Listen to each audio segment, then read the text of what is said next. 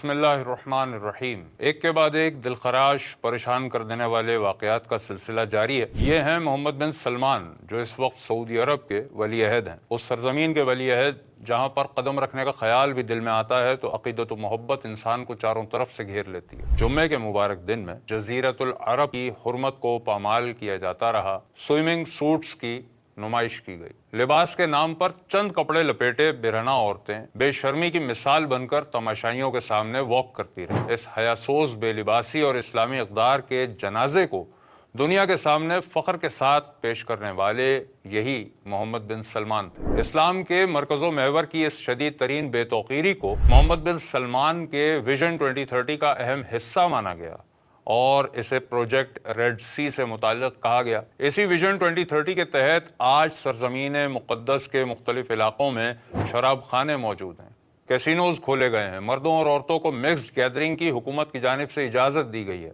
Night clubs بنائے گئے ہیں جہاں ہر گناہ کو لیگل حیثیت حاصل ہے۔ اور یہ سب کرنے کے پیچھے مقصد کیا ہے؟ سعودی عرب کو ماڈرن بنانا ہے، نیشنل انکم کو آئل سے ہٹا کر دوسرے ذرائع سے پیدا کرنا ہے، ملک کو ترقی دینا ہے، دنیا بھر کے لوگوں کے لیے ماڈرن سعودی عرب کو ٹورزم اور ماڈرن کلچر کا سینٹر بنانا ہے۔ إن أوروبا الجديدة هي الشرق الأوسط. قابل عرب قرآن مجید میں اللہ فرماتا ہے کہ شیطان تمہیں محتاجی کا ڈر دلاتا ہے اور بے حیائی کا حکم دیتا ہے، اور اللہ تم سے وعدہ فرماتا ہے بخشش اور فضل کا، اور اللہ وسعت والا اور علم والا ہے۔ لیکن یہاں یہ بد نصیب اللہ کے فضل کو ٹھکرا کر شیطان کے حکم کو مانتے ہوئے سرزمین مقدس کے حصوں میں بے حیائی پھیلا رہے ہیں۔ حج و عمرے کو تو سعودی خاندان کئی دہائیوں سے صرف ایک سورس آف انکم کے طور پہ دیکھتا آیا ہے۔ اب نیشنل انکم کے لیے صرف مسلمانوں کے آنے جانے سے شاید کام نہیں بنے گا، دنیا بھر کے لوگ آنے چاہیے، اور جب وہ آئیں تو ان کے لیے ہر وہ چیز موجود ہونی چاہیے جو وہ چاہتے ہیں، چاہے اس کے لیے مرکز اسلام اور مقدسات اسلام بلکہ خود حرمین طیبین کی عزت و حرمت کو بیچنا پڑے۔ اور پھر غیر مسلم ہی کیوں، جب شراب و شباب سے ہی آمدنی ہونی ہے تو مسلمانوں کو بھی یہ سب بیچا جائے، اصل چیز تو کمائی ہے۔ فرانس سمیت ساری دنیا کی نیوز میں شرم و حیا کے اس قتل اور مقدس سرزمین کی بدترین توہین کو ہسٹورک یعنی تاریخی موقع قرار دیا گیا ہے۔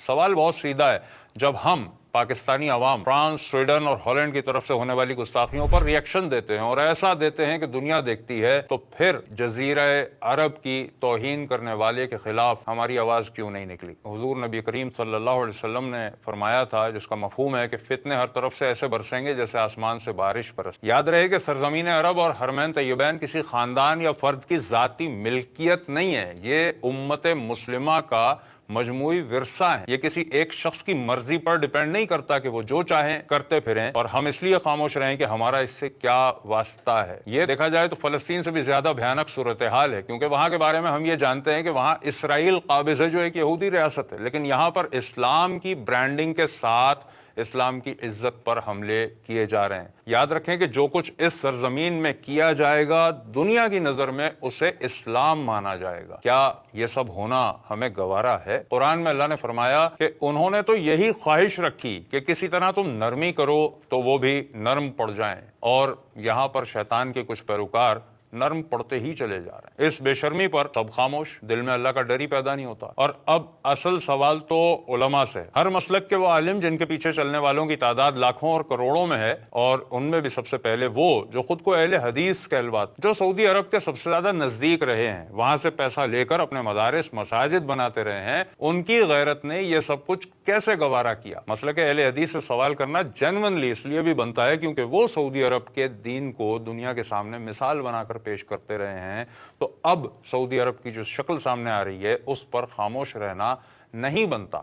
اب محمد بن سلمان کے ماڈرن سعودی عرب کے خلاف سب سے زیادہ بولنے کا حق انہی کا ہے، لیکن افسوس کے کئی دن انتظار کے بعد بھی ان کی طرف سے کوئی مذمت، کوئی بیان نہیں آیا، اس لیے ہمیں یہ مطالبہ کرنا پڑ رہا ہے۔ تو باقی مسالک کی غیرت کو کیا ہوا ہے جو وہ خاموش ہیں؟ کیا یہ ڈر ہے کہ ان کے حج اور عمرے روک دیے جائیں گے، انہیں وہاں پر داخلے سے منع کر دیا جائے گا؟ جب اہل سنت کا یہ عقیدہ ہر محفل میں سکھایا جاتا ہے کہ جاتے ہیں وہی جن کو سرکار بلاتے ہیں، تو پھر اب کس بات کا ڈر ہے؟ کیا سرکار انہیں نہیں بلائیں گے جو اللہ اور رسول کے حرم کی تعظیم کا دفاع کرنے کے لیے اٹھے گا؟ تو کیوں اس توہین پر کانفرنسز نہیں ہو رہی؟ کیوں اس ابلیسیت پر مساجد میں بات نہیں کی جا رہی؟ کیوں اس فتنے کے خلاف علماء کی آواز اب تک سامنے نہیں آئی؟ یا کوئی اور مصلحت ہے جس کی خاطر حرمین کی عزت کو قربان کرنا جائز ٹھہرا لیا گیا ہے؟ اور یہی سوال علماء دیوبند سے بھی ہے۔